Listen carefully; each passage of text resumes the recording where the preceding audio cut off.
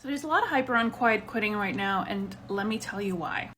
But first, is there anything wrong with quiet quitting? Why is there a hype? And I think really the answer is no, because the way I understand it is quiet quitting is just doing the job that you signed up for and not anything more, not anything less. Come in, you do your shit, and you go home. Now, employers don't love this because they want to get the most out of you and they want to get productivity. They want to get more than they paid for. They're running a business. Employees want work-life balance. They want to be appreciated. They want to be promoted. They want to be recognized. They want to be paid fairly. Quiet quitting to me comes down to bad leadership and not being able to engage your team, engage your employees, not being motivating, and not showing them a clear career path.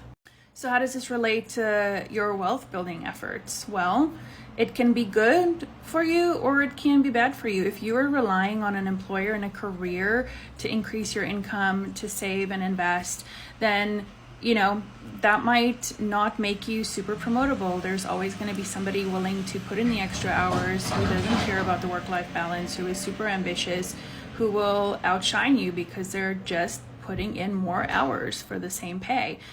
But you can also let quiet quitting do its job. You come in, you do a phenomenal job 9 to 5, and then you go on and you go home and you work on your 5 to 9, and you work on building your empire and building your side hustle into a viable business so that you don't have to have an employer anymore. So it really comes down to, what are your goals? Like, what do you want to do? Do you love having the safety and security of a job and building on the side, or do you love having the safety and security of a job and don't really care about being promotable or climbing that corporate ladder and increasing your income in that way? Because that can be a really great way to increase your income too and to get paid more.